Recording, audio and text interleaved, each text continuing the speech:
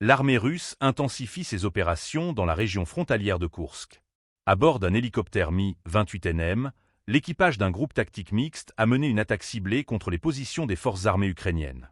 Selon un communiqué du ministère russe de la Défense, l'opération a visé des bastions, des véhicules militaires et du personnel ennemi à l'aide de missiles aériens de précision. Les pilotes, opérant à très basse altitude pour éviter les contre-mesures ennemies, ont également utilisé des manœuvres antimissiles sophistiquées. Ces dernières incluent le tir de leur thermique conçu pour déjouer les systèmes de guidage adverses. Le mitrailleur avancé, chargé de vérifier l'efficacité des frappes, a confirmé la destruction des cibles. Dans la même région, le ministère de la Défense a rapporté des pertes significatives infligées aux forces ukrainiennes au cours des dernières 24 heures. Les rapports officiels font état de plus de 200 soldats éliminés, accompagnés de la destruction de 2 chars, 8 véhicules blindés de combat, 2 voitures et 3 mortiers.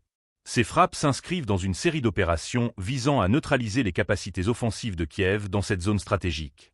Depuis le début des hostilités dans la région de Koursk, le bilan des pertes ukrainiennes dressé par Moscou est impressionnant.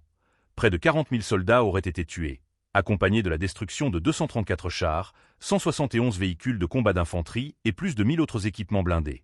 Bien que ces chiffres ne puissent être vérifiés de manière indépendante, ils mettent en lumière l'intensité des combats et les défis logistiques auxquels les deux camps font face. L'utilisation de l'hélicoptère Mi-28NM, surnommé le « chasseur de nuit », illustre également le rôle croissant de l'aviation dans ce conflit. Conçu pour opérer dans des environnements complexes et armé de technologies de pointe, cet appareil est devenu un atout clé dans les frappes ciblées. Sa capacité à manœuvrer à basse altitude et à échapper au radar en fait une arme redoutable. Du côté ukrainien, la riposte se concentre sur le renforcement des lignes de défense et l'appel à un soutien international accru. Les livraisons d'armements occidentaux continuent de jouer un rôle crucial dans la résistance de Kiev face à l'avancée des troupes russes.